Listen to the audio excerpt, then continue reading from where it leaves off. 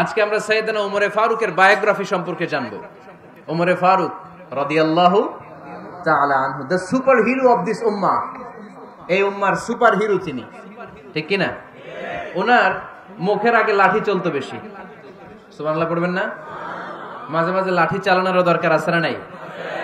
সাইয়েদনা ওমরে ফারুক আমাদের জন্য অনুপ্রেরণা। He is the real super hero of Muslim উম্মাহ। তিনি এই উম্মার রিয়েল সুপার হিরো। এজন্য ওনার জীবনী থেকে আমরা কিছু শিক্ষা নেওয়ার চেষ্টা করব ইনশাআল্লাহ। পড়েন সাইয়েদনা ওমরে ফারুক কিভাবে ইসলাম ধর্ম গ্রহণ করলেন, কিভাবে বিশ্বনবীর প্রাণের কলিজার টুকরা হলেন, এটা দিয়ে আমরা শুরু করি। আল্লাহ তাআলা সাইয়েদনা ওমরে ফারুকের হৃদয়ের মধ্যে 3টা ধাক্কা মেরেছেন, ইমানের ধাক্কা। আওয়াজ করে বলতে হবে কয়টা? জোরে বলেন তো কয়টা? 3টা ইমানি ধাক্কা। এক হচ্ছে বিশ্বনবীর দোয়ার ধাক্কা। এক কি? দোয়ার ধাক্কা। 2 হচ্ছে সূরা হাক্কা দিয়ে দিয়েছেন আল্লাহ এক ধাক্কা। সুবহানাল্লাহ পড়বেন না? 3 হচ্ছে সূরাতু তাহা দিয়ে আল্লাহ দিয়েছেন আরেকটা ধাক্কা।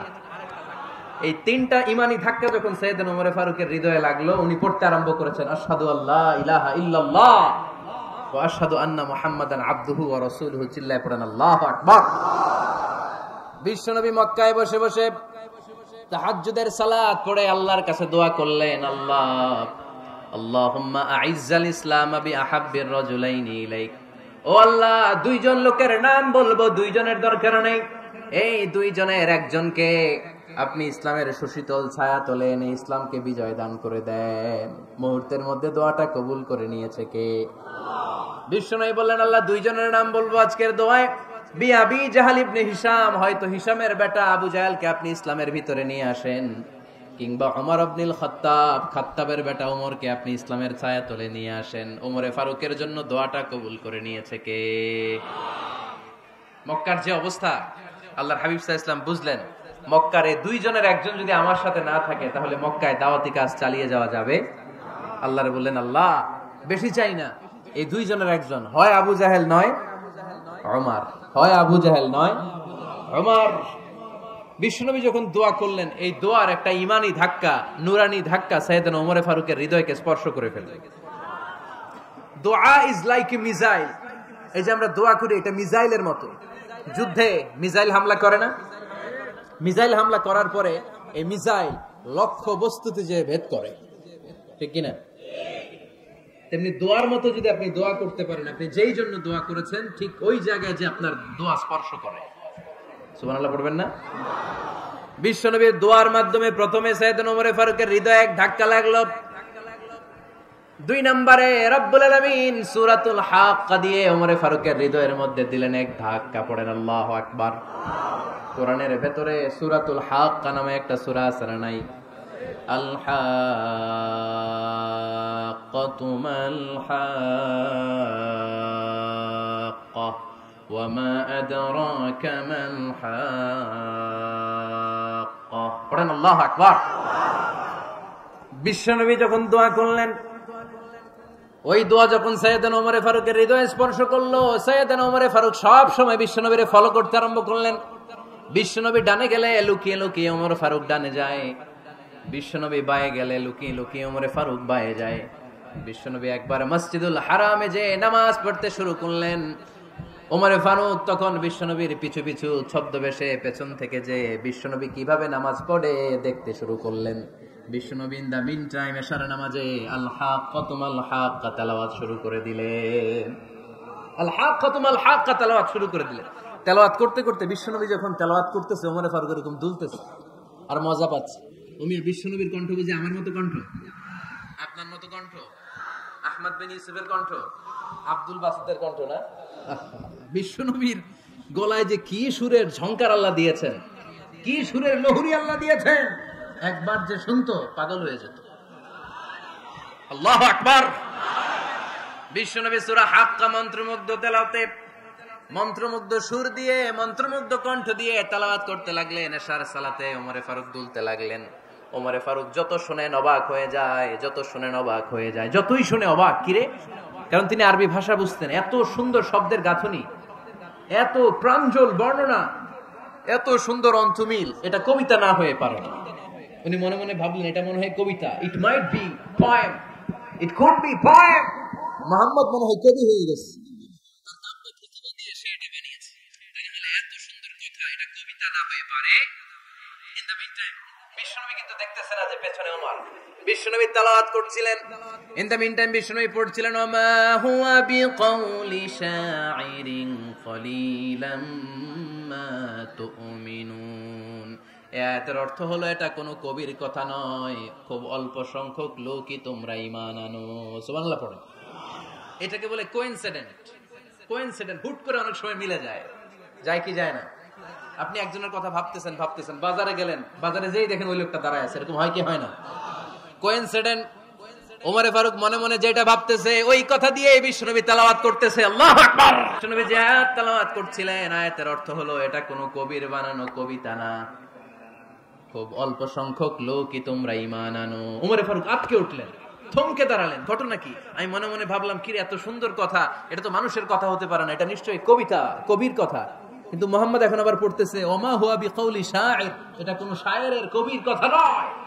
কলিলাম মা তুমিনুন, অল্পই তোমরা ঈমান আনো। তার মানে আমার মনে যা চলে মুহাম্মদ এটা টের পায়। মুহাম্মদ গণক। নাউজুবিল্লাহ পড়বেন না?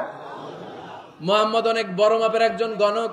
মানুষের হৃদয়ে কি চলে, মনে মনে কি ভাবে, মুহাম্মদ না দেখেও বলে দিতে পারে। ইন দা মিন টাইম বিশ্বনবী পরের আয়াতে পড়লেন ওয়ালা বিকাউলি কাহিনী কলিলাম মা তাযাক্কারুন। এই আয়াতের অর্থ হলো এটা কোনো গণকের বানানো গণনা নয়, খুব অল্প সংখ্যক লোকই তোমরা উপদেশ হিসেবে এটাকে মানো। সুবহানাল্লাহ পড়েন। এবার আর ওমরে ফারুকের সহ্য হয় না, কি আজীব তামাশা। প্রথমে মনে করলাম কবিতা, মোহাম্মদ কয় কবি না, সে কবি না, এটা কবিতা না। তারপর ভাবলাম সে গণক, সে আয়াত পরে পরে বলে দিল এটা গণনা নয়, তাহলে এটা কি? এটা কি কবিতাও না, গণনাও না, তাহলে এটা কি? বিশ্বনবী তখন বললেন তানজিলুম মির রাব্বিল আলামিন। সুবহানাল্লাহ পড়েন। পরের আয়াত ছিল তানজিলুম মির রাব্বিল আলামিন। এটা দুনিয়ার কোন কবির বানানো কবিতা না, এটা কোন গণকের গণনা না, এটা কোন সাহিত্যিকের বানানো সাহিত্য নয়, এটা মহাবিশ্বের পরিচালক রব্বুল আলামিনের কাছ থেকে পাঠানো কিতাব কোরআন। সূরা হাক্কার ধাক্কায় ওমরে ফারুক কাইত। প্রথমে ধাক্কাটা লাগলো যে দোয়া। বিষ্ণুবী তাহাজ্জুদে কেঁদে দোয়া করলেন, আল্লাহ হয় আবু জাহেল রে দিবা নাইলে ওমর রে দিবা। ওই দোয়া ওমরে ফারুকের হৃদয়ে ছোঁয়া লেগেছে। এরপর হাক্কা, সূরাতুল হাক্কা দিয়ে দিলে ধাক্কা। এই ধাক্কা খেয়ে উথাল পাথাল হৃদয়ের মধ্যে, হায় রে এ কি বাণী, এ কেমন কথা, কে মুহাম্মদ?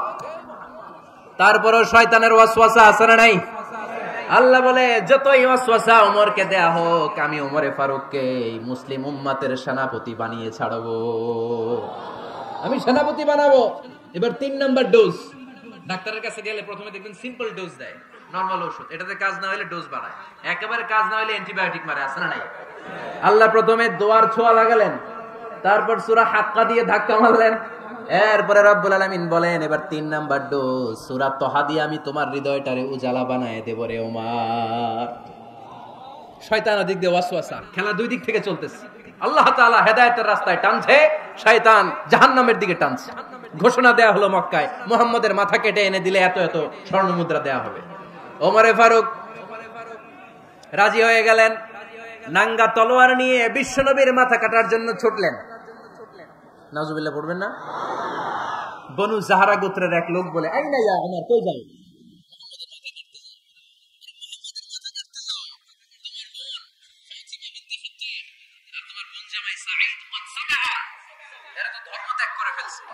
এটা তো আমাদের ধর্ম ত্যাগ করে মুহাম্মাদের ফলোয়ার হয়ে গেছে। আগে ওমর ঘর সামলাও, পরে মুহাম্মাদের মাথা কাটতেছে। ওমরে ফারুক অবাক হয়ে গেলেন, তলোয়ার নিয়ে বিশ্বনবীর দিকে না যে নিজের বাড়ির দিকে চলে গেলেন। বিশ্বনবীর আপন বোন ফাতেমা বিনতে খাত্তাব, বোন জামাই সাঈদ আর খাব্বাব রাদিয়াল্লাহু তাআলা আনহু, 3 জন মিলে সূরা তহা তেলাওয়াত করছিলেন। পড়েন সুবহানাল্লাহ। মক্কায় লুকিয়ে লুকিয়ে দাওয়াত হতো। খাব্বাব রাদিয়াল্লাহু তাআলা আনহু একটা চামড়ার ফলকের মধ্যে সূরা তহার কয়েকটা আয়াত এনে ওমরে ফারুকের বোন আর বোন জামাইকে শিক্ষা দিচ্ছে, ট্রেনিং দিচ্ছে। সুবহানাল্লাহ পড়েন। লুকিয়ে লুকিয়ে ওমরে ফারুক যখন ঘরে চলে আসলেন, এরা তটস্থ হয়ে গেল। সাইয়েদনা খাব্বাব বিছানার তলায় লুকিয়ে গেলেন। ওমরে ফারুক বললেন, দরজা খোলো। ফাতেমা বিনতে খাত্তাব দরজা খোলার পরে নির্মম ভাবে সাইয়েদনা ওমর রাদিয়াল্লাহু তাআলা আনহু বোনের গায়ে আঘাত শুরু করে দিল। বোন জামাইকে আহত করতে শুরু করলো আর বলতে শুরু করলো, তোরা পাগল হলি কেন? কি আছে ওই মুহাম্মাদের মধ্যে? কি জাদু নিয়ে এসেছে? সে যাই বলে লোকজন পাগল হয়ে যায়, সবাই তার উপর কালিমা পড়ে ঈমান এনে ফেলে। কি এমন জিনিস তোদের কাছে আছে যেটা দেখে মুহাম্মদকে তোরা ভালোবাসলি? কি আছে? কি পড়তেছিলি আমারে দেখা? ফাতেমা বলে, ইন্নাকা রিজসুন লা ইয়ামাসসুহু ইল্লাল মুতাহহারুন। ও আমার ভাই ওমর, তুমি নাপাক। তুমি কি? লা ইয়ামাসসুহু ইল্লাল মুতাহহারুন, পবিত্রতা অর্জন না করে এই কোরআন ধরা যায় না। সুবহানাল্লাহ পড়েন। ওমরে ফারুক গোসল করে আসলেন, কারণ ধাক্কা তো আগে কয়েকটা খাইছে। কথা বুঝেন নাই বোধহয়? প্রথমে দোয়ার ধাক্কা, পরে কোন সূরা দিয়ে ধাক্কা? হাক্কা দিয়ে ধাক্কা। 3 নম্বরে এখন আরেকটা ধাক্কা খাবে। গোসল করে আসলেন। ফাতেমা বিনতে খাত্তাব বললেন, গোসল যখন করে এসেছেন, এই নেন। ওমরে ফারুক এবার চামড়ার কাপড়ের মধ্যে সূরা তাহার প্রথম আয়াতের দিকে নজর করলেন। নজর করেই কোরআনের প্রেমে পড়ে গেলেন। পড়েন সুবহানাল্লাহ। ওমরে ফারুক পড়তে আরম্ভ করলেন, তাহা মা আনজালনা আলাইকাল কুরআনা লিতাশকা ইল্লা তাযকিরাতাল লিমান ইয়াখশা তানজিলাম মিম্মান খালাকাল আরদা ওয়াস সামাওয়াতিল উলা। সুবহানাল্লাহ পড়েন। উনি পড়তে আরম্ভ করলেন, তাহা মা আনজালনা আলাইকাল কুরআনা লিতাশকা, এই কোরআনকে আমি তোমাদের হতভাগ্য জাতি হিসেবে দুনিয়ায় থাকার জন্য পাঠাই নাই। এটা রব্বুল আলামিনের পক্ষ থেকে এসেছে। যারা রবকে ভয় করে তাদের জন্য আছে উপদেশ। যিনি আকাশ বানিয়েছেন, জমিন বানিয়েছেন, ওই আল্লাহ তাআলা নিজেই এই কোরআন পাঠিয়েছে। আওয়াজ করে পড়তে হবে, আল্লাহু আকবার। উনি খুব ভালো আরবি জানতেন। সূরা তাহা পড়ার পরে আর ধৈর্য ধারণ করতে পারে না। ওমর ফারুক ছোট্ট বাচ্চার মতো কান্না শুরু করে দিলেন। আল্লাহু আকবার। সূরা তাহাটা হাতে নিয়ে, তলোয়ারটা হাতে নিয়ে বিশ্বনবীর দিকে ছুটতে আরম্ভ করলেন। আইনা মুহাম্মদ, কোথায় মুহাম্মদ? তোমরা আমাকে মুহাম্মাদের কাছে নিয়ে চলো। বিশ্বনবী তখন সাফা পাহাড়ের পাদদেশে দারুল আরকাম ইবনে আলকামের ঘরে লুকিয়ে লুকিয়ে কোরআনের দাওয়াত দিতেন। ওমর ফারুককে পাগলের মতো ছুটে আসতে দেখে বিশ্বনবীর চাচা হামজা ইবনে আব্দুল মুত্তালিব বলল, নবী আপনি পালান। ওই যে খাত্তাবের বেটা ওমর আপনাকে অপমান করার জন্য, আক্রমণ করার জন্য তেরে এসেছে। সাহাবীরা বললেন, নবী আপনি পালিয়ে যান, আমরা সামাল দেব। বিশ্বনবী বললেন, না, আমি পালাবো না, বরং তোমরা সরে যাও।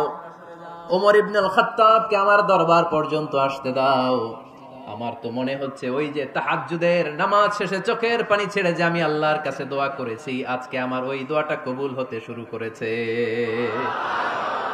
আমার তো মনে হচ্ছে আমার দোয়া কবুল হবে, আসতে দাও। ওমর ফারুক এসে বললেন, আশহাদু আল্লা ইলাহা ইল্লাল্লাহ ওয়া আশহাদু আন্না মুহাম্মাদান আবদুহু ওয়া রাসূলুহু, আমি সাক্ষ্য দিলাম আল্লাহ ছাড়া কোনো ইলাহ নাই, নিশ্চয়ই আপনি আল্লাহর প্রেরিত বান্দা এবং রাসূল। পড়েন সুবহানাল্লাহ। ওমর ফারুক যখন কালিমা শাহাদা পড়ে মুসলমান হয়ে বিশ্বনবীর হাতে হাত রাখলেন, নমুসলিম সাহাবীদের মধ্যে খুশি আর আনন্দের বন্যা বয়ে গেল। নমুসলিম হাতে গোনা সাহাবারা আল্লাহর প্রশংসা করলেন। বিশ্বনবী সাইয়েদনা ওমর ফারুককে জড়িয়ে ধরলেন।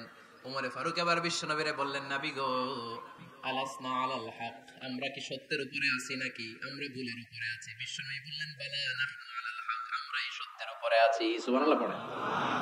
আলাসনা আলাল হক, নবী আমরা কি সত্যের উপরে নাই? হ্যাঁ অবশ্যই ওমর, তুমি সত্যের উপরে আছো। ওমর ফারুক বললেন, তাহলে ফাফিমাল ইখতিফা, তাহলে লুকায় লুকায় আর দাওয়াত দেব কেন? আমি তো কালিমা পড়ে ফেলছি, আসেন আমার সাথে বের হই।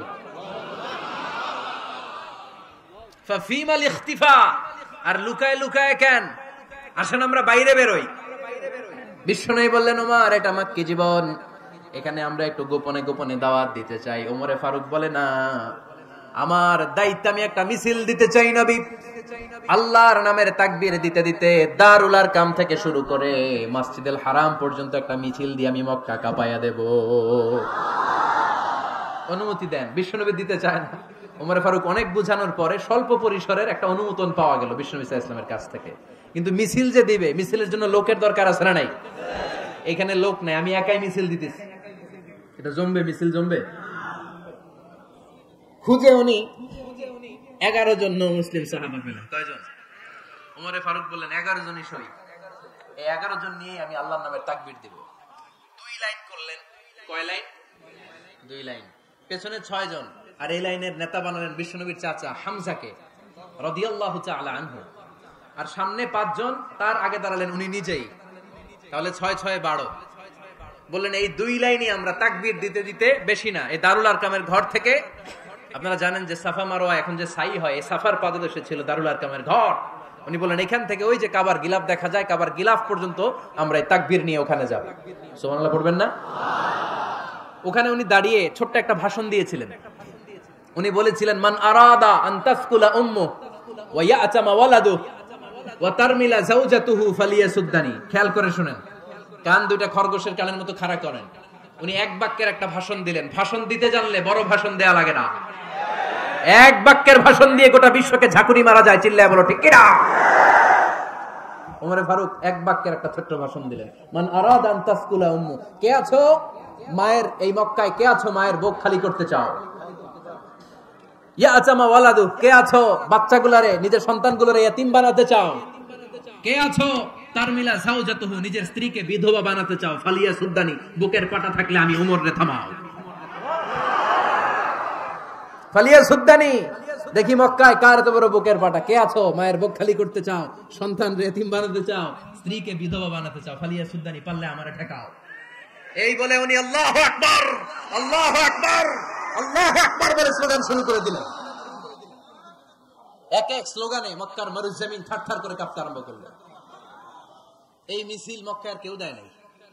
মিছিলের আওয়াজ শুনে আবু জাহেল বাইরিস, উতবা বাইরিস, শাইবা, ওয়ালিদ ইবনে মুগিরা সব বের হয়েছে। কি রে, আমার এলাকায় এত বড় স্লোগান, কার এত সাহস? বের হয়ে দেখে মিছিলের সামনে ওমর। ওমর রে দেখে দিছে এক দৌড়। কারণ ওমরে ফারুককে থামানোর মতো বাপের বেটা মক্কায় দ্বিতীয়টা কেউ ছিল না। আওয়াজ করে বলেন ঠিক কিনা?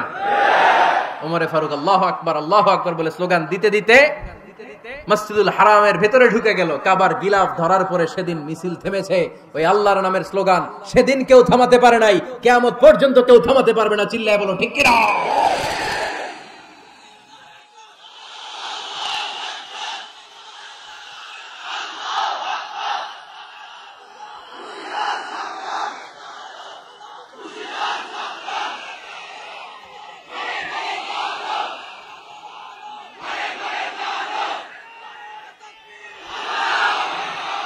ওইরকম একটা ওমরের দরকার, আমাদের বেশি চাই না। জোরে বলেন ঠিক কিনা?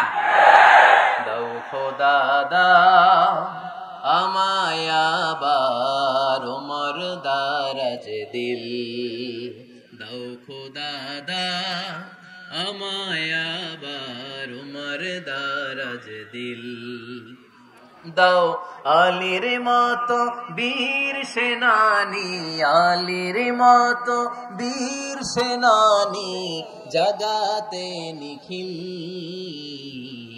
দাও খোদা দাও আমায় আবার ওমর দারাজ দিল। সুবহানাল্লাহ পড়েন। একটা ওমর লাগবে। চিল্লায় বলেন কয়টা? ওই ওমরের অপেক্ষায় বাংলাদেশ সহ গোটা মুসলিম উম্মাহ, ঠিক কি না? একটা ওমরই যথেষ্ট। আমাদের সেন্ট্রাল লিডারশিপ নাই তো, আমাদেরকে এদিকে লাথি মারলে আমরা ওইদিকে যাই, ওদিক থেকে গুতা মারলে আমরা এদিকে যাই। আমাদের রিপ্রেজেন্টেটিভ, আমাদের প্রতিনিধিত্ব করার মতো কোন কেন্দ্রীয় লিডারশিপ নেতৃবৃন্দ গোটা বিশ্বে নাই, ঠিক কি না? আমরা সেই ওমরে ফারুকের অপেক্ষায়, আমরা সেই ইমাম আল মাহদির অপেক্ষায়। এই ওমরে ফারুক আমাদের মডেল, ঠিক কি না? থার্ড ইন পজিশন এই পুরা উম্মতের মধ্যে। ওনার পজিশন নাম্বার 3। 1 নাম্বার পজিশন বিশ্বনবী কার? 2 নাম্বার পজিশন কার? আবু বকর। 3 নাম্বার পজিশন কার? ওমরে ফারুক। বিশ্বনবী বলতেন লা নবিয়্যা বা'দি, লা নবিয়্যা বা'দি, আমার পরে কোনো নবী নাই। ওয়ালা রাসূলা, আমার পরে কোনো রাসূলও নাই। আমার নবীর পরে আর কোনো নবী আছে? আমার নবীর পরে আর কোনো রাসূল আছে? এই যে কাদিয়ানি যে একটা সম্প্রদায় আছে, এরা কি মুসলিম নাকি অমুসলিম? মুসলিম সম্প্রদায়ের সাথে এদের কোনো সম্পর্ক নাই। চিল্লা বলেন ঠিক কি না? এরা যদি মুসলমান হতে চায়, আমার নবী দ্য লাস্ট মেসেঞ্জার বিশ্ব নবীকে খাতামুন নবী হিসেবে সংবাদ সম্মেলন করে গোটা বিশ্বকে জানাই দিতে হবে, তারপরে তাদেরকে আমরা মুসলিম হিসেবে স্বীকৃতি দিব। চিল্লা বলেন ঠিক কি না? তা না হলে তারা কোন ধর্মের এটাকে জানাই দিতে হবে। No inferiority complex, no identity crisis. Identity ক্রাইসিসে থাকা যাবে না। আপনারা কোন ধর্মের এটা জানায় দেন। আপনারা বিশ্ব নবীরও শেষ নবী মানবেন না, আবার মুসলিম বলেও নিজেদেরকে ট্যাগ লাগাতে চাইবেন। সাধারণ মুসলমানরা এটা এই ধোঁকাবাজি মানে না। চিল্লায় বলেন ঠিক কিনা? আমার নবীর পরে কোনো নবী নাই, আমার রাসূলের পরে কোনো রাসূল নাই, ঠিক কিনা? আল্লাহর হাবিব বলতেন লাউ কানা বাদি নবিয়্যুন লাকানা উমর, তবে আমার পরে যদি নবী হওয়ার যোগ্যতা কারো থাকে আমার উমরের ওই যোগ্যতা আছে। সুবহানাল্লাহ পড়েন।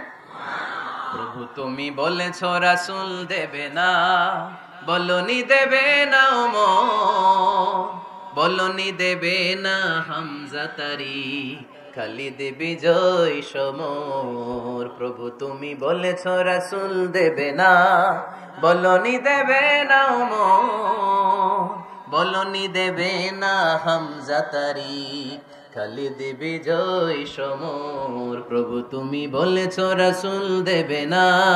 সুবহানাল্লাহ পড়েন। এজন্য আমরা একটা ওমর চাই। কয়টা? বেশি লাগবে? নেতার মতো নেতা কয়টা লাগে? জোরে বলেন কয়টা? Enough, that's enough. Omar Farooq our super hero. ওনার সাথে বিশ্বনবী সাল্লাল্লাহু আলাইহি ওয়াসাল্লামের মুসাহারার সম্পর্ক ছিল। ওমর ফারুক যে বিশ্বনবীর শ্বশুর এটা অনেকে জানেই না। ওমর ফারুক রাদিয়াল্লাহু তাআলা আনহু বিশ্বনবীর শ্বশুর ছিলেন। এটা আজকে নতুন শুনছেন। কে কে হাত তোলেন? দেখছেন হুজুর? সঠিক বলছি না আমি? অনেকে আমরা জানি না। মাশাআল্লাহ, জানতে লজ্জা নাই, শিখতে লজ্জা নাই। লজ্জা হচ্ছে অজ্ঞতায় আর মূর্খতায়, ঠিক কি না? আমরা শিখতে রাজি আছি। যে কথা বলে আমরা তার ছাত্র। আমার আগে হুজুর কথা বলতেছিলেন, আমরা ছিলাম ছাত্র। এখন আমি কথা বলতেছি, এখন আমরা সবাই হয়ে গেছি ছাত্র, ঠিক কি না? যিনি বলেন তিনি শিক্ষক, বাকিরা আমরা ছাত্র, ঠিক কি না? চার খলিফার দুই খলিফা, ইসলামের চার খলিফার দুই খলিফা বিশ্বনবীর মেয়ের জামাই, আর বাকি দুই খলিফা বিশ্বনবীর শ্বশুর। সুবহানাল্লাহ পড়েন। সাইয়েদনা আলী রাদিয়াল্লাহু তাআলা আনহু, সাইয়েদনা উসমান যুন নূরাইন বিশ্বনবীর মেয়ের জামাই। উসমান রাদিয়াল্লাহু তাআলা আনহুর কাছে বিশ্বনবী দুই মেয়েকে বিয়ে দিয়েছিলেন। একজন মারা যাওয়ার পরে আরেকজন। বিশ্বনবী বলেছেন এরপরে আরেকটা থাকলে ওইটারও বিয়ে দিতাম। সুবহানাল্লাহ পড়বেন না? দুইজন ছিল মেয়ের জামাই আর দুইজন ছিল শ্বশুর। সাইয়েদনা আবু বকর শ্বশুর, বিশ্বনবীর স্ত্রী আম্মাজান আয়েশা রাদিয়াল্লাহু তাআলা আনহার বাবা। বিশ্বনবীর স্ত্রী আম্মাজান হাফসা রাদিয়াল্লাহু তাআলা আনহার বাবা ছিল সাইয়েদনা ওমর ফারুক। চিল্লায় পড়েন আল্লাহু আকবার। জানো তো না পজিশন না? সাইয়্যিদু কুহুলিল জান্নাহ। জান্নাতে যত নারীরা যাবে, নারীদের সর্দারিনী হবে সাইয়্যিদাতুনা ফাতেমা রাদিয়াল্লাহু তাআলা আনহা। এই ফরিদপুরের যত ইয়াং স্টাররা তোমরা যারা জান্নাতে যাবে, তোমাদের লিডার হবে সাইয়েদনা হাসান আর হুসাইন রাদিয়াল্লাহু তাআলা আনহুমা। আর বয়স্ক মুরব্বীরা যারা জান্নাতে ঢুকবেন, আপনাদের লিডার হবে সাইয়েদনা আবু বকর আর সাইয়েদনা ওমর ফারুক রাদিয়াল্লাহু তাআলা আনহু। সুবহানাল্লাহ পড়তে পারলেন না? ওমর ফারুক সাধারণ কোনো ক্যারেক্টারিস্টিক্স নয়। ওনাকে আল্লাহ তাআলা নলেজও দিয়েছেন, আবার দ্বীনদারিও দিয়েছেন। আমার যিনি ভাইয়েরা খেয়াল রাখবেন, কোন আলেমের মধ্যে বা কোন নেতার মধ্যে যদি এই দুইটার সমন্বয় আপনি পান, যে তার জ্ঞানও আছে আবার দ্বীনদারিও আছে, he belongs the knowledge and he belongs the তাকওয়া, সে গোটা বিশ্বকে জয় করে ফেলবে, ঠিক কি না? যার মধ্যে জ্ঞান আছে, যার মধ্যে তাকওয়া আছে, তারে কেউ থামায় রাখতে পারে? ওমর ফারুককে এই দুই নেয়ামত দিয়ে ধন্য করেছে কে? সহিহ বুখারীর বর্ণনা, বিশ্বনবী সাহাবীদের সামনে একটা স্বপ্নের কথা বলছেন। বিশ্বনবী বললেন, আমি স্বপ্নে দেখলাম আমার আঙ্গুলের ফাঁকা থেকে দুধ বের হচ্ছে, আমি তৃপ্তি সহকারে দুধ খেলাম। খাওয়ার পরে দেখলাম আঙ্গুলের মধ্যে একটু দুধ লেগে আছে। আমার আঙ্গুলে অতিরিক্ত লেগে থাকা দুধটা আমি ওমর ফারুকের মুখের মধ্যে লাগিয়ে দিলাম। সাহাবারা বললেন, ইয়া রাসূলুল্লাহ, ইয়া হাবিবাল্লাহ, মাযা আওয়ালতা বিহি, এই স্বপ্নের আপনি কি ব্যাখ্যা করলেন, আমরা তো বুঝলাম না। বিশ্বনবী বললেন, আওয়ালতু বিহি আল ইলম, আমি এই দুধ দিয়ে জ্ঞানের ব্যাখ্যা করেছি, কারণ ওমরকে আল্লাহ যেই জ্ঞান দিয়েছে গোটা বিশ্বের কাউকে এত জ্ঞান দেয় না। এজন্য স্বপ্নে যদি কেউ দেখেন যে আপনি দুধ খাচ্ছেন, তার মানে আল্লাহ তাআলা আপনার জ্ঞান বাড়ায় দিবেন। ওমর ফারুককে দুধ খেয়ে অতিরিক্ত দুধের অংশটা বিশ্বনবী আবু বকর রাদিয়াল্লাহু তাআলা আনহুর মুখে দেন নাই, সাইয়েদনা উসমানের মুখে দেন নাই, আলী রাদিয়াল্লাহু তাআলা আনহুর মুখে দেন নাই। স্বপ্নে ওই অতিরিক্ত লেগে থাকা দুধটা বিশ্বনবী ওমর ফারুকের ঠোঁটের মধ্যে লাগিয়ে দিয়েছেন। এই হাদিস থেকে প্রমাণ হয় আল্লাহ তাআলা জ্ঞানের নিয়ামতে সাইয়েদনা ওমর ফারুককে ধন্য করেছেন। আবার বুখারীর বর্ণনা, বিশ্বনবী সাল্লাল্লাহু আলাইহি ওয়াসাল্লাম আরেকটা স্বপ্নের বর্ণনা দিচ্ছেন। তিনি বললেন, তোমাদের সবাইকে স্বপ্নে আমার সামনে দাঁড় করানো হলো। আমি দেখলাম তোমাদের কারো জুব্বা নাভি পর্যন্ত, কারো জুব্বা হাঁটু পর্যন্ত, কারো জুব্বা টাকনু পর্যন্ত। ওমরে ফারুককে যখন স্বপ্নে আমার সামনে দাঁড় করিয়ে দেয়া হলো, আমি দেখলাম ওমরের জুব্বা এত লম্বা, ওমর টেনে হিচড়ে তার জুব্বা নিয়ে সামনে হেঁটে যাচ্ছে। সাহাবারা বললেন, ফামাযা আওয়ালতা বিহি ইয়া রাসূলুল্লাহ, ও আল্লাহর রাসূল, এই স্বপ্ন দিয়ে আপনি কি বোঝাতে চাইলেন? আমরা কিছু বুঝলাম না। বিশ্বনবী বললেন, আওয়ালতু বিহি আদ-দ্বীন, আমি এই হাদিসের দ্বারা দ্বীনের ব্যাখ্যা করলাম। যার জামা যত লম্বা তার দ্বীনদারি তত বেশি। সুবহানাল্লাহ, আসতে পড়েন। স্বপ্নে দেখলেন কোন সাহাবীর জুব্বা নাভি, কোন সাহাবীর হাঁটু, কারোটা টাকনু, কিন্তু ওমরে ফারুকের জুব্বা এত লম্বা, ইয়াজুরু সাওবাহু, তিনি তার জুব্বা টেনে হিচড়ে যাচ্ছেন। বিশ্বনবী বললেন, এটা দ্বারা আমি দ্বীন, আমি তাকওয়া, দ্বীনদারি, তাকওয়া এটার ব্যাখ্যা করেছি। তার মানে ওমরে ফারুকের তাকওয়ার সামনে সব তাকওয়া পানি হয়ে যাবে। কোন সুবহানাল্লাহ। আল্লাহ তাআলা সাইয়েদনা ওমরে ফারুককে দ্বীনের জ্ঞান দিয়েছেন, তাকওয়া দিয়েছেন।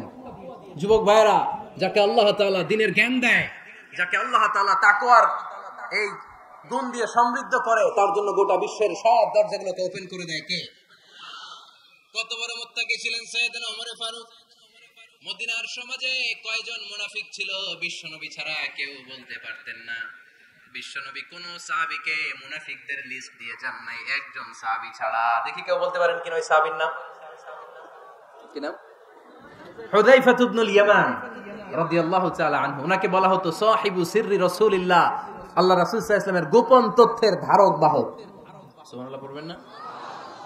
বিশ্বনবী ইন্তেকালের আগে মদিনার সমাজে মোট কয়জন মুনাফিক আছে, এই তথ্য আবু বকরকে বলেন নাই, ওমর রাদিয়াল্লাহু তাআলা আনহুকে বলেন নাই, উসমান রাদিয়াল্লাহু তাআলা আনহু, আলী রাদিয়াল্লাহু তাআলা আনহু, আশারাতুল মুবাশশিরিনা বিল জান্নাহ কোন সাহাবীকে বলেন নাই। শুধুমাত্র কেবলমাত্র একমাত্র হুযায়ফা ইবনুল ইয়ামান রাদিয়াল্লাহু তাআলা আনহুর কাছে মুনাফিকদের লিস্টে বিশ্বনবী দিয়ে গিয়েছে। সুবহানাল্লাহ। মদিনায় কারা কারা মুনাফিক কেউ জানতো না হুযায়ফা ছাড়া। কে ছাড়া? নামটা আজকে মুখস্থ করেন, যাতে অন্য কোনো ওয়াজে কেউ জিজ্ঞেস করলে বলতে পারেন। মুনাফিকদের লিস্ট যে সাহাবীর কাছে বিশ্বনবী দিয়ে গিয়েছিলেন, সাহাবীর নাম কি? নাম? নামটা কেমন লাগে? ভাল লাগে? অনেকে আমারে জিজ্ঞেস করে, হুজুর আমার ছেলে হবে আগামী মাসে, একটা নাম দেন। নাম দিয়ে দিলাম হুযায়ফা। যাদের হবে ছেলে, এলাকায় যাদের নেক্সট কয়েক মাসে ছেলে হবে, খালি হুযায়ফা চলবে। কি চলবে? ভাল লাগে? নামটা ভাল লাগে? রাইখেন, অনেক সুন্দর নাম। উনি জানতেন মুনাফিক কারা। দেখেন ওমরে ফারুকের তাকওয়ার লেভেলটা কত হাই। ওমরে ফারুক একদিন হুযায়ফা রাদিয়াল্লাহু তাআলা আনহুর কাছে গেলেন, যে বললেন, হুযায়ফা, বিশ্বনবী ইন্তেকালের আগে মুনাফিকদের নামের লিস্টটা কারো কাছে দেয় নাই, আমার জানা নাই, সাইয়েদনা আবু বকরের জানা নাই, কোন সাহাবীর জানা নাই, তুমি ছাড়া। আমি তোমার কাছে জানতে চাই, আমি ওমরের নামটা ওই মুনাফিকদের খাতায় আছে কিনা আমার একটু বলো।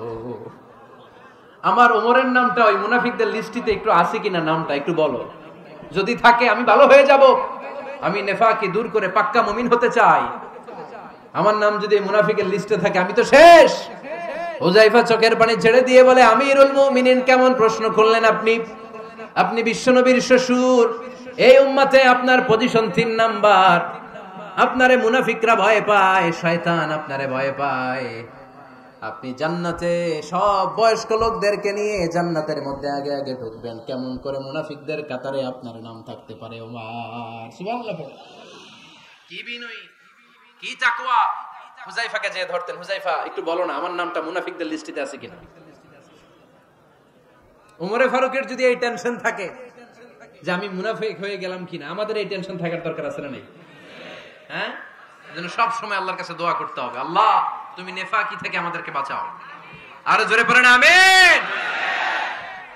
ওমরে ফারুক রাদিয়াল্লাহু তাআলা আনহু আমাদের সুপার হিরো, আমাদের সবাই বলেন আমাদের।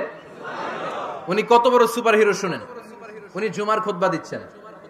কি দিচ্ছেন? মসজিদে নববীতে। খুতবার মাঝখানে হঠাৎ বললেন, ইয়া সারিয়াতাল জাবাল, ইয়া সারিয়াত ইবনে জানিমিল জাবাল। এই কথা বলেই আবার খুতবা দিতে শুরু করলেন। ওনার এই ইয়া সারিয়াত ইবনে জানিমিল জাবালের সাথে আগের কথারও কোনো মিল নাই, পরের কথারও কোনো মিল নাই। জুমার নামাজের পর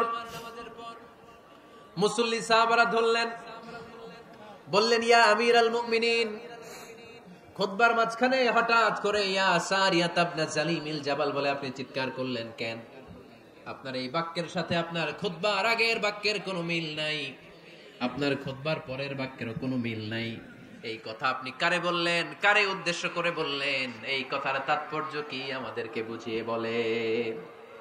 ওমরে ফারুক বললেন, আমি যখন খুতবা দিচ্ছি আমি দেখতে পেলাম ওই যে কয়েক মাস আগে আমি আমার মুসলিম সেনাবাহিনী পারস্য আক্রমণের জন্য পাঠিয়েছি বর্তমান ইরানের ওই বিশাল এলাকাতে পারস্যে আমি আমার ব্যাটালিয়ন পাঠিয়েছি। আমি হঠাৎ করে দেখতে পেলাম আমার মুসলিম বাহিনীর সেনাপতি যুদ্ধের এক পর্যায়ে তার ডানে আছে উপত্যকা, বায়ে আছে পাহাড়, সে পাহাড়ি রাস্তা ছেড়ে দিয়ে উপত্যকার দিকে যেতে শুরু করেছে। আমি দেখতে পেলাম আমার মুসলিম বাহিনী যদি উপত্যকার দিকে ছুটে বেড়ায়, কাফির মুশরিকরা আমার মুসলিম বাহিনীকে কচুকাটা করে ফেলবে। তাই আমি এখান থেকে তাদেরকে কমান্ড দিয়ে বলেছি, ইয়া সারিয়াতাল জাবাল, উপত্যকার দিকে নয় পাহাড়ের দিকে যাও, তাহলেই তোমাদের বিজয় নিশ্চিত হয়ে যাবে। উপত্যকার দিকে যেও না, ইলাল জাবাল, ইলা সারিয়াতিল জাবাল, পাহাড়ের দিকে ছোট। সাহাবারা অবাক। ঘটনা কি? উনি বসে আছেন মদিনায় মসজিদে নববীর মিম্বারে দাঁড়িয়ে, উনি যদি ইয়া সারিয়াতাল জাবাল বলে, এটা কি ইরানে যাবে নাকি? ও মিয়া, তখনকার সময়ে বর্তমানের মতো মোবাইল ছিল নাকি? ইন্টারনেট ছিল নাকি? কিছু ছিল? খালি মুখে আমি যদি বলি ইয়া সারিয়াতাল জাবাল, এটা ইরানে যাবে? ইন্ডিয়া যাবে? ঢাকায় তো যাবে না, ফরিদপুর শহরেই তো বসবে না, ঠিক কিনা? কিন্তু এটা আমিরুল মুমিনিন বিশ্বাসী সাহাবারা বিশ্বাস করে নিল। কিছু মুনাফিক ছিল, এরা কয় না ঝামেলাস, এটা তো সম্ভব না। এক কাজ করি, এই সেনাপতি যখন বিজয়ী বেশে মদিনায় ফিরে আসবে আর আমরা ধরবো। এরা দিন গুনতে লাগলো, এই সেনাপতি মুসলিম বাহিনী নিয়ে পারস্য জয় করে কবে ফিরে আসবে। এই মুনাফিকের দলগুলো কখনো সেনাবাহিনীকে অভ্যর্থনা জানাতে যেত না, কিন্তু এইবার সবার আগে মদিনার উপকণ্ঠে যে সেনাপতিদেরকে অভ্যর্থনা জানানোর জন্য ফুল নিয়ে রেডি। ফুল নিয়ে দাঁড়ায় সেনাপতি ঢুকার সাথে সাথে ধরছে, এই সেনাপতি কোত্থেকে আসছে? কয় পারস্য জয় করে আসছি। কয় এমন এমন দিন, জুমার দিন দুপুর বেলা যুদ্ধের মাঝখানে আমিরুল মুমিনিনের কণ্ঠের কোন কথাবার্তা শুনছো নাকি? সেনাপতি অবাক। কয় তোমরা জানলা কেমনে? শুনছি তো। সুবহানাল্লাহ পড়বেন না? আমরা যুদ্ধে একটা ভয়ঙ্কর অবস্থার মধ্যে ছিলাম, পেছন থেকে শত্রু আমাদেরকে আক্রমণ করতে শুরু করে দিল। ডানে যাব না বায়ে যাব, সামনে যাব নাকি পেছনে যাব, রাস্তা খুঁজে পাচ্ছি না। ছিল আমাদের উপত্যকার রাস্তা, বাঁ দিকে ছিল পাহাড়ি পথ, আমরা সোজা পথ হবে মনে করে উপত্যকার দিকে ছুটতে আরম্ভ করলাম। হঠাৎ করে আমিরুল মুমিনিনের কণ্ঠ বজ্র কণ্ঠে আমার কানের মধ্যে ভেসে আসলো। আমার মনে হলো আমিরুল মুমিনিন কেমন যেন আমাকে কমান্ড দিচ্ছেন, বলছেন, ইয়া সারিয়াতাল জাবাল, ডান দিকে উপত্যকার পথে নয়, তাড়াতাড়ি পাহাড়ের দিকে সৈন্যবাহিনী নিয়ে উঠে যা। পাহাড়ের দিকে, ডানে না, this is wrong track and this is the right track। ওই দিন যদি ওমরে ফারুকের ওই গাইডলাইন, আমিরুল মুমিনিনের কমান্ড যদি আমি না শুনতাম, আজকে বিজয়ের বেশে ফিরতেও পারতাম না, আমাদের চেহারাও তোমরা দেখতে পেত না। ওমরে ফারুকের ওই কমান্ড, ওই গাইডলাইন অদৃশ্য থেকে শোনার কারণে এই পারস্যের মধ্যে আমাদেরকে সেই যুদ্ধে বিজয় দান করেছে কে? দিস ইজ ওমরে ফারুক, দিস ইজ ওমরে ফারুক। বিশ্বনবী বলছেন, আমার মা লাকিয়াকা শাইতানু সালিকান ফাজ্জান ইল্লা সালাকা ফাজ্জান গায়রা ফাজ্জিক উমর। শয়তান ইবলিস যদি তোমার কোনো রাস্তা দিয়ে হাঁটতে দেখে, শয়তান ওই রাস্তা রেখে দিয়ে অন্য রাস্তা দিয়ে হাঁটে।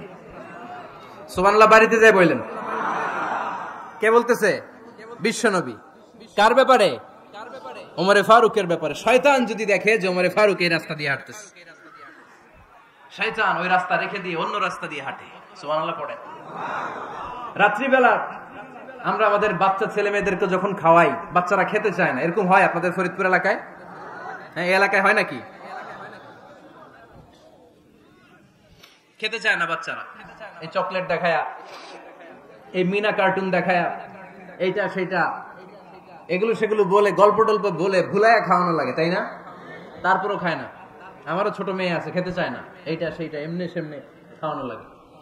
তো শেষে না পেরে মা বাবা বলতে বাধ্য হয়, ওই যে ভূত আসতেছে, ভূত, তাড়াতাড়ি তাড়াতাড়ি খাও, তাহলে যে ভূত ধরবে তোমারে।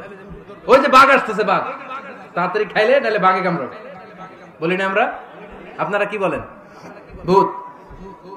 আর কি বলেন? হ্যাঁ হ্যাঁ, আচ্ছা, এক এক জায়গায় এক একটা আমরা বলি, ভূত আসবে, বাঘ খাবে, ভাল্লুক খাবে, তাড়াতাড়ি খাও। মদিনাতে যখন ওমরে ফারুক আমিরুল মুমিনিন, মদিনার মায়েরাও বাচ্চাদেরকে খাওয়াতে পারতো না, ছোট্ট মেয়েদেরকে খাওয়াতে পারতো না, খাওয়া নিয়ে যন্ত্রণা করতো।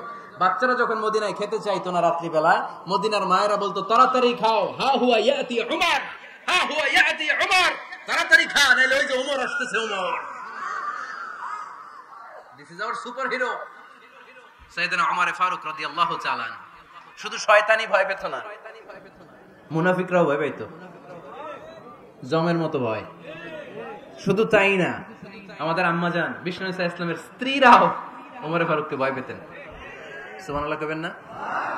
মাঝে মাঝে বিষ্ণু ইসা ইসলামের সাথে আম্মাজান আয়েশার ঝগড়া হতো, হতো না? আপনাদের ফ্যামিলিতে ঝগড়া হয়? হয় না?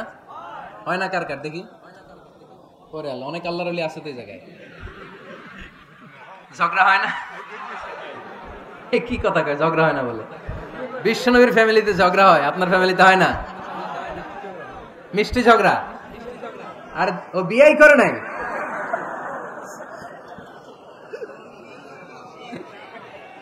ঝগড়া তো হবেই। দাম্পত্য জীবনের মজাটাই তো এখানে, কখনো ঝগড়া, কখনো আনন্দ, একটু বৃষ্টি, একটু রোদ, একটু হাসি, একটু কান্না, ভালো লাগা, ভালোবাসা শেয়ার করে নেয়া, মিলেমিশে একাকার হয়ে যাওয়া, ঠিক কিনা? তো আল্লাহর হাবিব সাল্লাল্লাহু আলাইহি ওয়াসাল্লামের সাথে আম্মাজান আয়েশার ঝগড়া হতো। তো একদিন ঝগড়া হয়ে দুইজন রেগে আছে, খবরদার দুইজন রেগে থাকবেন না, আবার একজন রাগলে আরেকজন থেমে যাবেন, কারণ এই ছোট্ট ঝগড়া থেকে এটা অনেক সময় বিচ্ছেদের দিকে গড়ায়। আমার প্রিয় ফরিদপুরবাসী, ভাবি রেগে গেলে আপনি রাইগেন না, ওই দিন আপনি একটু ঠান্ডা থাকেন। আবার আপনি রেগে গেলে, আমার মাইকের আওয়াজ যদি ভাবিরা শুনেন, আপনারা রেগে যায় না, একটু ঠান্ডা থাকবেন। দুইজনে রেগে গেলে তো তৃতীয় বিশ্বযুদ্ধ শুরু হবে, তাই না? একজন রেগে গেলে আরেকজন ঠান্ডা, কারণ এই সামান্য ঝগড়া থেকে ইগোর কারণে এটা বিচ্ছেদ, ডিভোর্স পর্যন্ত করায়। আর শয়তান এখানে উস্কানি দেয়, কারণ ইমানদারদের ফ্যামিলি ভাঙতে পারলে শয়তান সবচেয়ে বড় খুশি হয়, আর ইমানদারদের ফ্যামিলি টিকে থাকলে খুশি হয়ে যায় কে? আম্মাজান আয়েশা রাদিয়াল্লাহু তাআলা আনহার সাথে বিষ্ণু ইসা ইসলামের ঝগড়া হতো মাঝে মাঝে।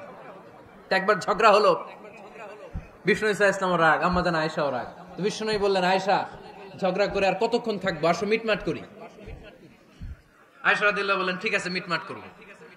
তো বিষ্ণু ইসা ইসলাম বললেন, মিটমাটের জন্য কারে ডাকবো? ওমর রে ডাকি। কয় না, ওমর রে না, ওমর গালিজ, ওমর অনেক রাগে, আমার ডর লাগে। কয় তাহলে তোমার আব্বারে ডাকি। কয় ডাকেন। কি খুশি, মেয়েদের মধ্যে অভ্যাসটা আছে না নাই? তাহলে তোমার আব্বারে ডাকি, ডাকেন। ডেকে নিয়ে আসা হলো।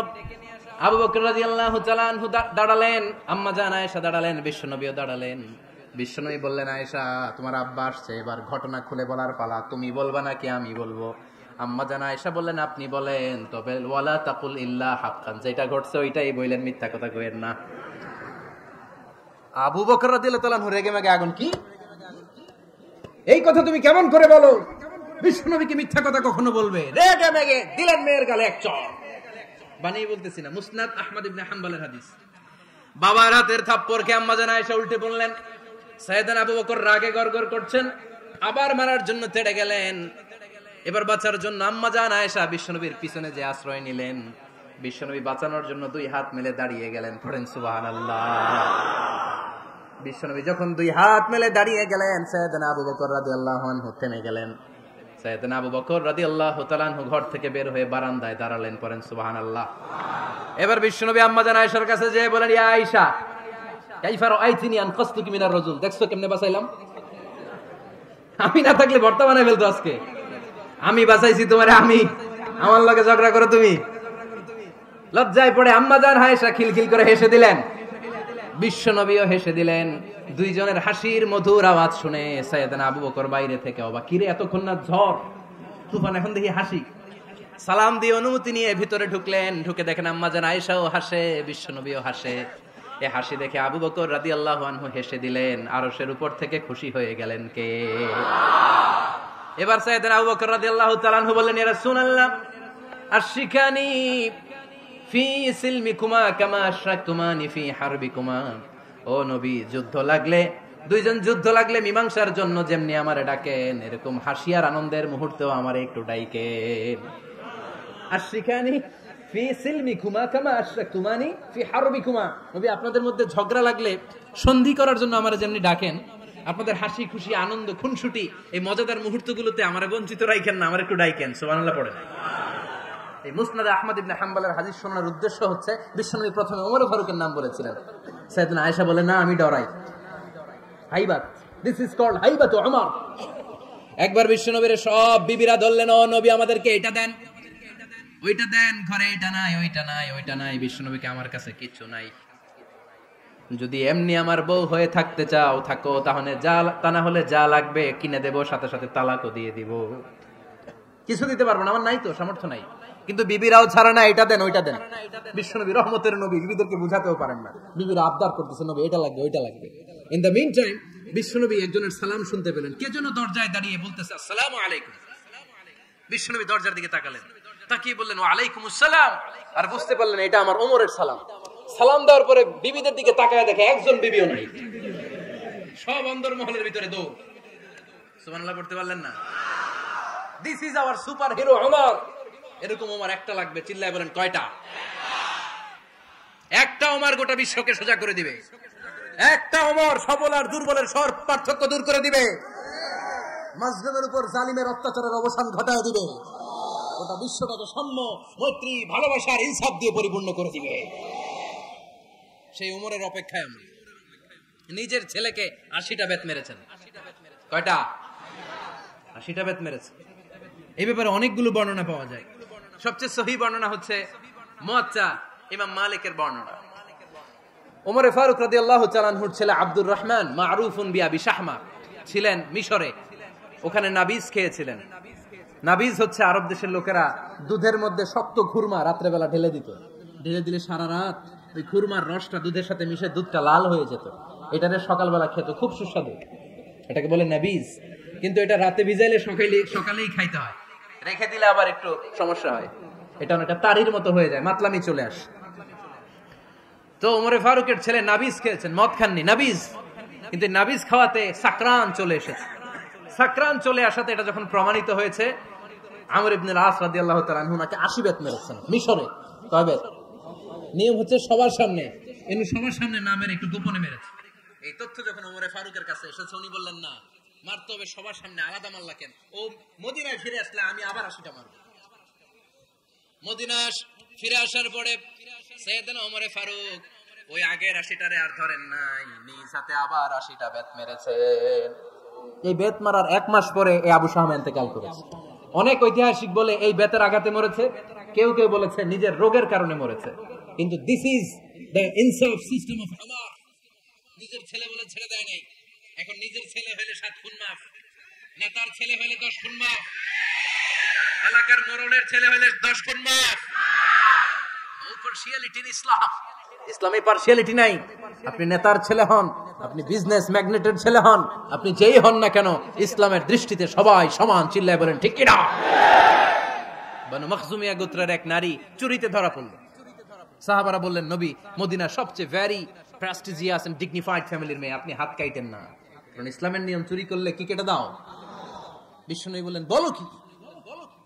হাত না কাটার জন্য তোমরা আমাকে রেকমেন্ড করছো? এটা আল্লাহর আইন। পৃথিবীর কেউ রেকমেন্ড করলো শোনার ক্ষমতা আমার নাই, কারণ আইনটা দিয়েছে কে?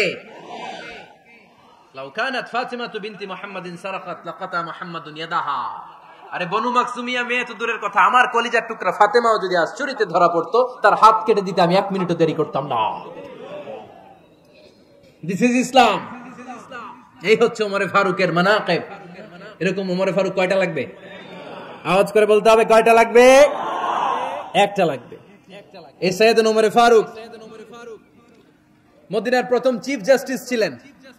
সর্বপ্রথম উনার পরামর্শে সাইয়েদনা আবু বকর রাদিয়াল্লাহু তাআলা আনহু কোরআনকে সংকলন করেছেন। আমরা এই যে কোরআন পড়ি 30 পারা, এমদাদিয়া লাইব্রেরির 114টা সূরা, কত সুন্দর সন্নিবেশ করা হয়েছে, এখানে সাজানো হয়েছে। আল্লাহর হাবিব সাল্লাল্লাহু আলাইহি ওয়াসাল্লামের সময় কি এরকম কোরআন ছিল নাকি? ছিল না। খেজুর পাতার মধ্যে, গাছের বাকলের মধ্যে ওটের বড় হাড্ডির মধ্যে আর পাথরের মধ্যে খোদাই করা কোরআন ছিল। সাইয়েদনা আবু বকরের সময় রাদিয়াল্লাহু তাআলা আনহুর সময় যুদ্ধ হলো, 70 জন হাফেজ সাহাবী ইন্তেকাল করলেন। সাইয়েদনা আবু বকর রাদিয়াল্লাহু তাআলা আনহুকে ডেকে ওমর ফারুক বললেন, ও আবু বকর, এইভাবে হাফেজে কোরআন সাহাবীরা যদি দুনিয়া থেকে বিদায় হয়ে যায়, আল্লাহর কোরআনও তো বিদায় হয়ে যাবে। আমার পরামর্শ হলো আপনি সব বয়োজ্যেষ্ঠ সাহাবীদেরকে একসাথে করে কোরআনের সব কাগজগুলোকে একসাথে করে একটা নির্ধারিত কপির মধ্যে কোরআনকে সংকলন করে ফেলেন। সাইয়েদনা আবু বকর বললেন, যেটা আমার নবী করে না, এটা আমি কেমনে করি? কিন্তু ওমর ফারুক নাছরবান্দা বলে না, এটা করলে কোনো খারাপ হবে না, ভালোই হবে। মুসলিম উম্মার জন্য এক জায়গায় কোরআন সন্নিবেশিত থাকবে, আপনি করেন। সাইয়েদনা আবু বকর রাজি হয় না, ওমর ফারুকও ছাড়ে না। ওমর ফারুক বলতে বলতে বলতে বলতে এমন ভাবে সাইয়েদনা আবু বকর রাদিয়াল্লাহু তাআলা আনহুকে ধরলেন, সব শেষে সাইয়েদনা আবু বকর ওমর ফারুকের কথায় কোরআন সংকলনে রাজি হয়ে গেলেন। পড়েন সুবহানাল্লাহ। উনি বললেন, ওমর যখন আমাকে বারবার বুঝাতে লাগলো, আল্লাহ তাআলা আমার হৃদয়টা ওমরের কথা শোনার জন্য খুলে দিলেন। আল্লাহ তাআলা কেমন যেন আমাকে ইলহাম করলেন, আবু বকর করো, এই কাজের মধ্য দিয়ে আমি আমার কোরআনকে গোটা বিশ্বে জীবিত রেখে দেব। This is Umar. এই যে আমরা হিজরি সনের যে আমরা গণনা করি, এই হিজরি সনের প্রবর্তক হচ্ছে সাইয়েদনা ওমর ফারুক। সুবহানাল্লাহ নাই? আপনাদের মনোযোগ আছে না গেছে? কই ঘুমায় গেলেন মনে হয়? তাকবীর দেন তো একজন আওয়াজ করে।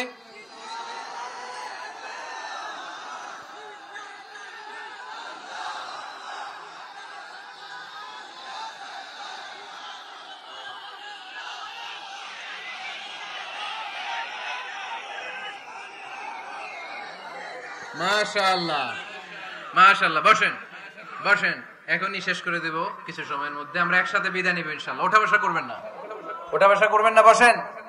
সাইয়েদনা ওমর ফারুক এই হিজরি সনের গণনা শুরু করেছেন। সাহাবারা বলল, আমিরুল মুমিনিন, খ্রিস্টানদের ঈসাই সন আছে, আমাদের মুসলমানদের কোনো সন নাই।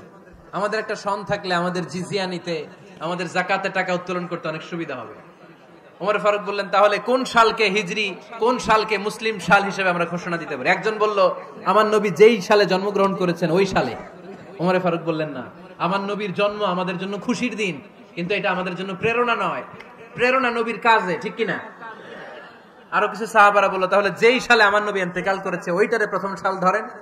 ওমর ফারুক বললেন, না, যেদিন তিনি ইন্তেকাল করেছেন এটা আমাদের দুঃখের দিন, এটা আমাদের প্রেরণা নয়। আমাদের প্রেরণা হচ্ছে বিশ্বনবীর ত্যাগ, তিতিক্ষা আর কাজের মধ্য দিয়ে, জোরে কোন ঠিক কিনা? ওমর ফারুক বললেন, যেদিন বিশ্বনবী ইসলাম রক্ষায় নিজের মাতৃভূমি ছেড়ে মক্কা থেকে মদিনায় গিয়েছেন, ওই দিনটাকে হিজরি প্রথম দিন ধরে আমরা হিজরি সাল গণনা করে শুরু করে দেব। ওইটাই হচ্ছে হিজরি সন। সেখান থেকে হিজরি সনের প্রবর্তন করেছেন সাইয়েদনা ওমর ফারুক রাদিয়াল্লাহু তাআলা। এই যে স্টেট গভর্নমেন্ট, এই যে প্রিজন, জেলখানা, ক্যান্টনমেন্ট, সচিবালয়, গণভবন, বঙ্গভবন, মুক্তিযোদ্ধাদের ভাতা, রাষ্ট্রীয় ভাতা, এই সব নিয়ম কানুন সাইয়েদনা ওমর ফারুক তার রাষ্ট্রীয় আমলে তিনি নিজে করেছেন। চিল্লায় পড়েন আল্লাহু আকবার। মুসলমানদের আলাদা কারেন্সি, নিজস্ব মুদ্রা ব্যবস্থা নিজে চালু করেছেন। সৈনিকদের মধ্যে যারা বিবাহিত, প্রতি 6 মাস অন্তর অন্তর 1 মাসের ছুটি কাটাতে তারা ফিরে আসবে, সাইয়েদনা ওমর ফারুক চালু করেছেন। চিল্লায় আওয়াজ করে পড়েন আল্লাহু আকবার।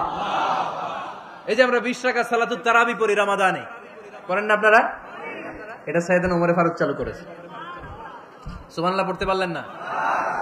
কোরআনে মোট 22টা আয়াত আছে যেখানে সাহাবারা ইনডিসিশনে ভুগছিলেন। বিশ্বনবীর মত একটা, ওমর ফারুকের মত আরেকটা। এই 22 জায়গায় আল্লাহ তাআলা বিশ্বনবীর মতের পক্ষে আয়াত নাজিল না করে ওমর ফারুকের মতের পক্ষে কোরআনের আয়াত নাজিল করেছেন। আওয়াজ করে পড়েন আল্লাহু আকবার। এদিকে উঠলেন কেন আপনারা?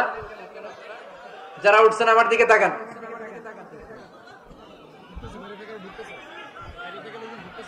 কিছু ভিতরে ঢুকতেছে, কিছু বাইরে দিছে না?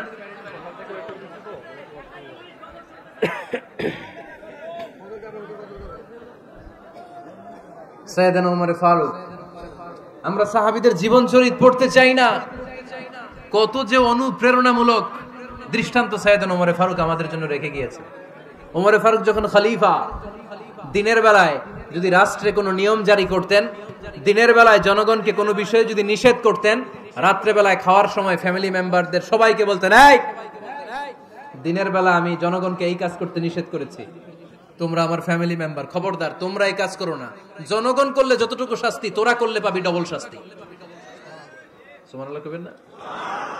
আমাদের নেতারা ওই বাড়ির বিচার করে, ওই বাড়ির মাইয়ার বিচার, ওই বাড়ির পোলার বিচার, নিজের পোলা গাঞ্জা টানে আছে না নাই?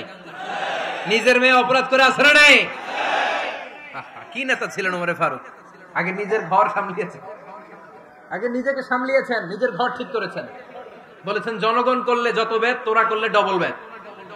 দিস ইজ কল লিডার, ঠিক কিনা? এক বাবা এসে বললেন, ওমরে ফারুক আমার ছেলে কথা শোনে না, বেয়াদব। ওমরে ফারুক ছেলেরে ডাকলেন, বাবা তুমি তোমার আব্বাজানের কথা শোনো না, এটা তো কবিরা গুনাহ। ছেলে বলে, ওমরে ফারুক সব দায় দায়িত্ব আল্লাহ ছেলে মেয়েদেরকে দিয়েছে, বাবা মাকে কোনো দায়িত্ব দেয়নি। ওমরে ফারুক বললেন, অবশ্যই দায়িত্ব দিয়েছে। তাহলে বলেন আমার বাবার দায়িত্ব কি? উনি বললেন, প্রাইমারিলি প্রথমত 3 দায়িত্ব। আইয়ানতাকিয়া উম্মাহ, পৃথিবীর প্রতিটি বাবার উচিত ছেলেদের মেয়েদের জন্য ভালো মায়ের ব্যবস্থা করা। 2 নম্বরে আইয়ুহসিনা ইসমা, সুন্দর তার একটা নাম রেখে দেয়া। 3 নাম্বার ইউআল্লিমাহুল কিতাব, তার আল্লাহর কিতাব শিক্ষা দেওয়া। এবার ছেলেকে আমার আব্বা 3টার একটাও করে নাই। এবার ওমরে ফারুক রেগে গেলেন, বাবার কাঁধে ধরলেন, বললেন তুই ছেলের জন্য বিচার নিয়ে আসলি, তোর 3টা দায়িত্বের একটাও তুই পালন করিস নাই। ছেলে বলে, আমিরুল মুমিনিন, আমার মা নর্তকী, আমার মা মাজুসি, আমার মায়ের মধ্যে কোনো আদব কাদব নাই, সুন্দরী দেখে আমার মা রে বাবা বিয়ে করছে, আমার মায়ের কাছ থেকে জীবনে কিছু শিখি নাই। 2 নাম্বার সাম্মানি খানফাসা, আমার বাবা আমার নাম রেখেছে চামচিকা। কি নাম রাখছে? এটা নাম হইলো একটা, এরকম উল্টা পাল্টা নাম আছে না নাই? না, এগুলো রাখবেন না। আব্দুল্লাহ রাখবেন, আব্দুর রহমান রাখবেন। আরেকটা কি বলছে আজকে? হুযায়ফা রেখে দিয়েন, পারবেন? ওয়ালাম ইউআল্লিমনি হারফাম মিন কিতাবিল্লাহ, আমিরুল মুমিনিন। শুধু তাই না, আল্লাহর কোরআনের একটা অক্ষর আমার বাবা কোনোদিন আমারে শিক্ষা দেয় নাই। ওমর ফারুক রেগে গেলেন, এবার বাপের কান্দে ধইরা মারতে শুরু করলেন। তুই ফুলার নামে বিচার নিয়ে আইছিস, তোরে মার দিমু আগে। এরকম নেতার দরকার আছে না নাই? মদিনায় এক লোক তার বউরে রাগের চোটে 100 তালাক দিয়ে ফেলছে। কয় তালাক দেয়ার নিয়ম? কয়টা দিছে? কয়টা?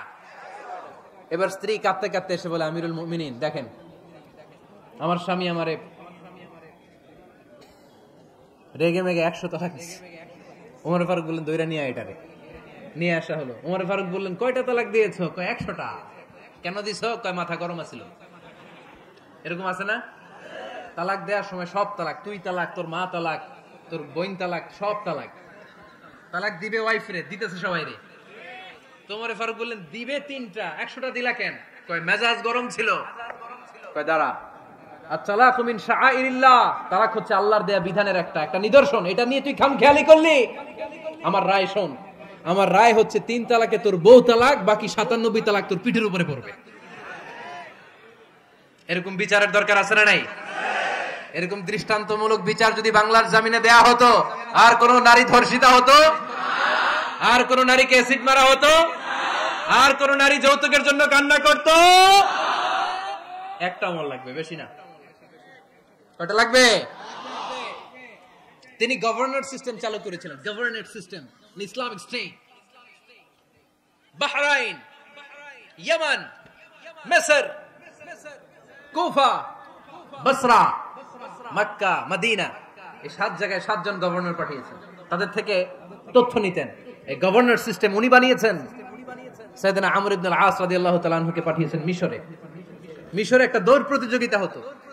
ওই দৌড় প্রতিযোগিতায় আমর ইবনে আল-আস রাদিয়াল্লাহু তাআলা আনহুর ছেলে অংশগ্রহণ করেছে। কিন্তু এক মিশরি ওই দৌড় প্রতিযোগিতায় চ্যাম্পিয়ন হয়ে গেছে, রানার্স আপ হয়েছে আমর ইবনে আল-আসের ছেলে। এবার মিশরি ফার্স্ট আর গভর্নরের ছেলে সেকেন্ড। রাগের চোটে আমর ইবনে আল-আসের ছেলে ওই মিশরির মাথার মধ্যে কয়েকটা বাড়ি মেরেছে। মিশরি বলে, আমার মাল্লা কেন? তুমি খেলাই পারো না, আমারে মাল্লা কেন? কয়, আনা ইবনুল আকরামিন, আমি গভর্নরের পোলা, আমি যা বলবো এটাই হবে, আমার উপরে কথা নাই। মিশরি ওইখানে আর ঝগড়া বাঁধায় নাই, মনে দুঃখ নিয়ে মদিনায় চলে আসলেন। এসে বললেন, আমিরুল মুমিনিন, আপনি আমর ইবনে আল-আস রাদিয়াল্লাহু তাআলা আনহুকে মিশরের গভর্নর বানিয়ে পাঠিয়েছেন। একটা প্রতিযোগিতায় আমি চ্যাম্পিয়ন হয়েছি, ওনার ছেলে হয়েছে রানার আপ। কেন সে চ্যাম্পিয়ন হতে পারে নাই? এই কারণে আমার মাথায় লাঠি দিয়ে 3টা বাড়ি মেরে বিচারটা দিছে কার দরবারে? কথা বুঝেন নাই বোধহয়। ওমরে ফারুকের দরবার। ওমরে ফারুক বললেন, তাই আগামী বছরের অমুক তারিখ আমি সব গভর্নরদেরকে ডেকে হিসাব নেই, তো ওই দিন তুই থাকবি, পারবি না? মিশরে বলে পারবো, মানে অবশ্যই পারবো। ওই দিন 7 রাজ্য থেকে 7 গভর্নর হাজির, গভর্নরদের ছেলেরাও হাজির, মিশরীয় হাজির।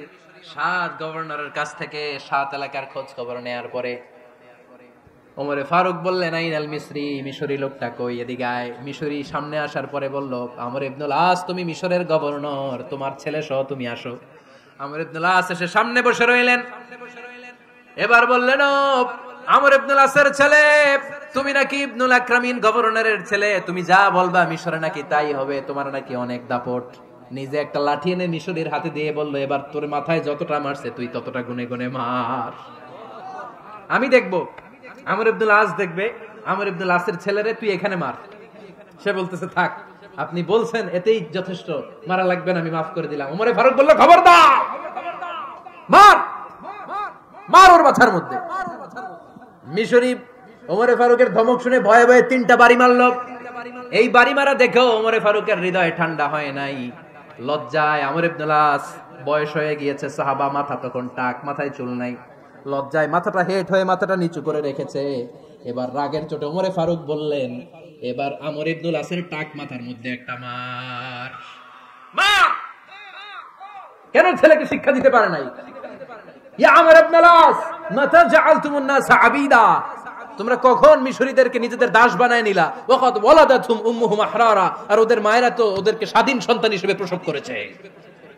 মানুষদের উপর ক্ষমতাগিরি করার জন্য গভর্নর পাঠাই নাই। খবরদার, জনগণ তাদেরকে দেখভাল করার জন্য তোমাদেরকে পাঠানো হয়েছে, তাদের উপর কোনো অত্যাচার করার জন্য নয়। চিল্লায় বলেন ঠিক কি না? এরকম নেতা কয়টা লাগবে? কয়টা? ওই নেতার নাম কি? ওমর। হা হুয়া ইয়াতি ওমর। 22 জায়গায় বিশ্বনবী কয় একটা, ওমরে ফারুক বলে আরেকটা। আল্লাহ বলে, বিশ্বনবী আপনার পক্ষে আমি আয়াত নাজিল করতে পারলাম না, আমি ওমরের পক্ষে নাজিল করে দিলাম। বিশ্বনবী বলতেন, ইন্নালি কুল্লি উম্মাতিন মুহাদ্দাস, সব উম্মতের মধ্যে, সব নবীর উম্মতের মধ্য থেকে একজন করে আল্লাহ তাকে মুহাদ্দিস বানাতো। মুহাদ্দিস না, মুহাদ্দাস।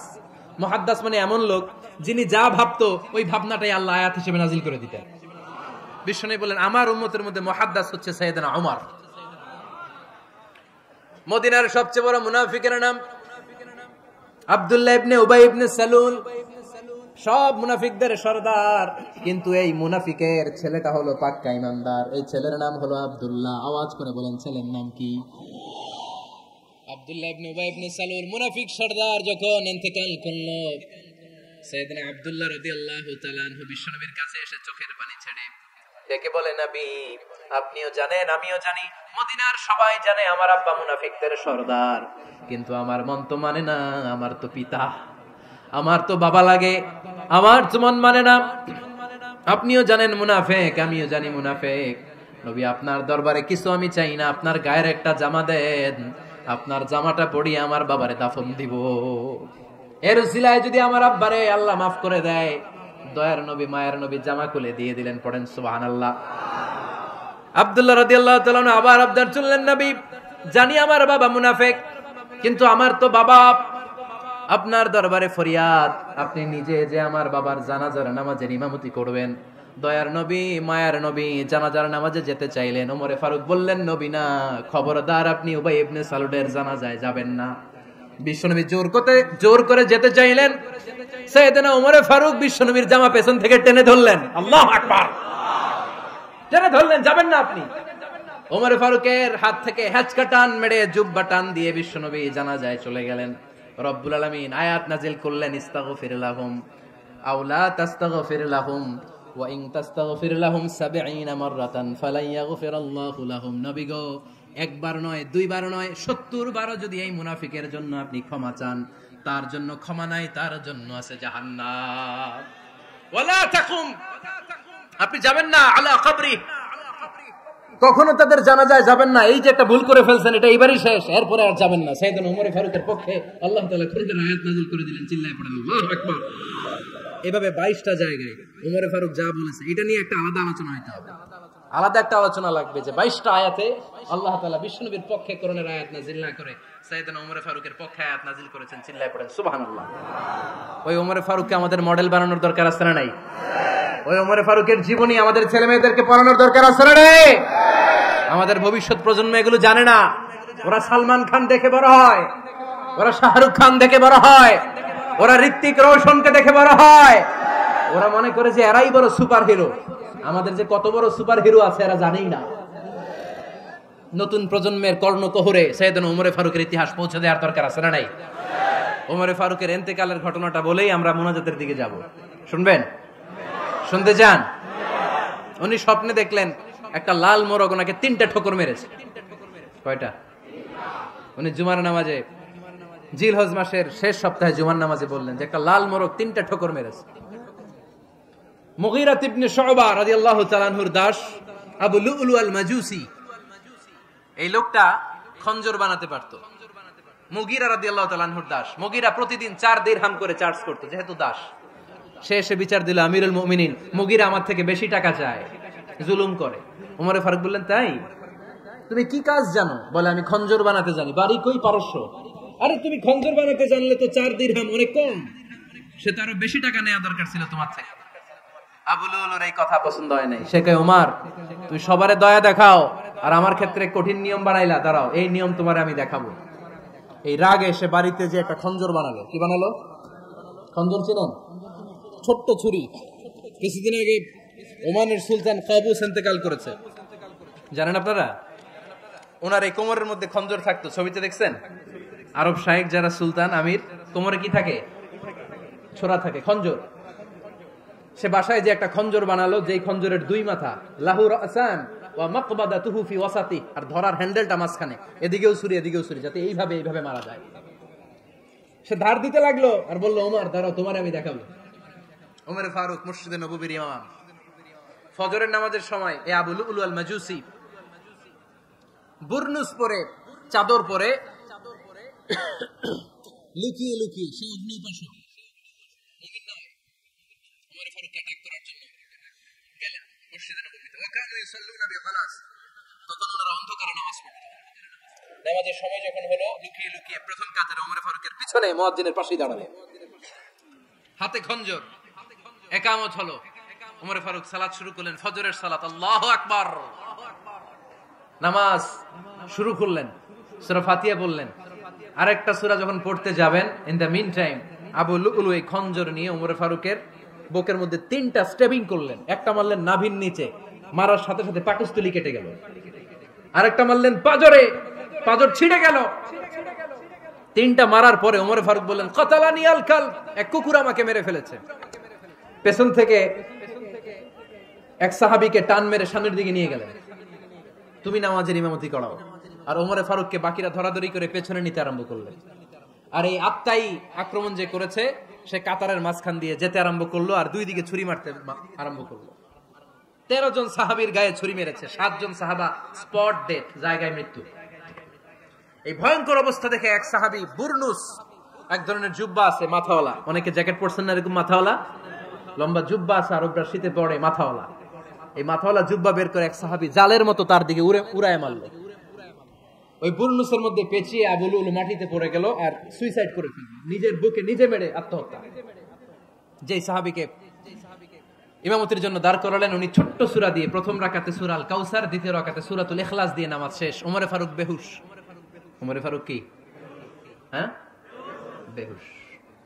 সবাই কান্নাকাটি করতেছে, সবাই দেখতে গেলেন, এখন হুঁশ ফিরে না। মুখের মধ্যে, মুখ খুলে রাষ্ট্রের চিকিৎসক মুখের মধ্যে দুধ দিলেন, ওই নাভি দিয়ে দুধ বের হয়ে যায়, পাকস্থলী কেটে ওখান দিয়ে দুধ বের হয়ে যাচ্ছে।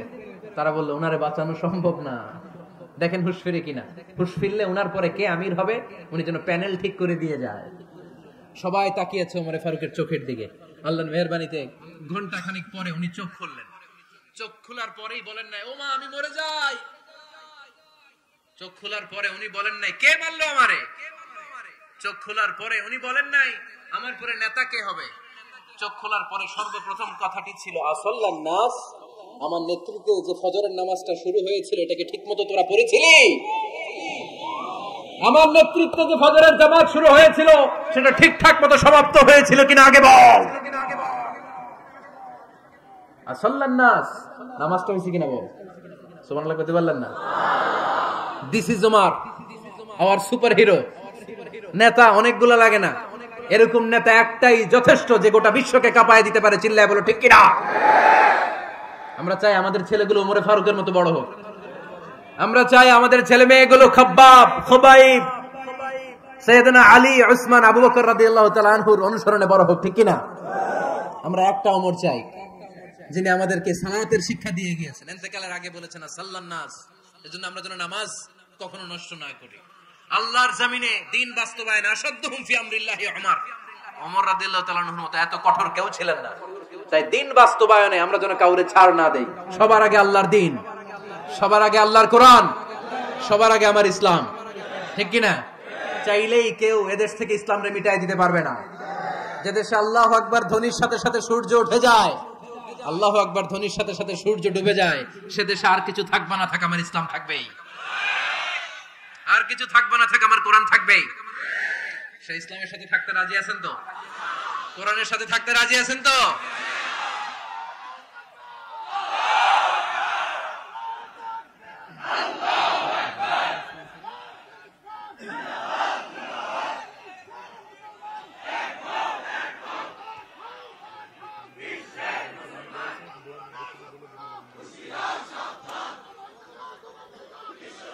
আল্লাহ আমাদের সবাইকে কবুল আর মঞ্জুর করে নেক। আমরা পড়ি আমিন।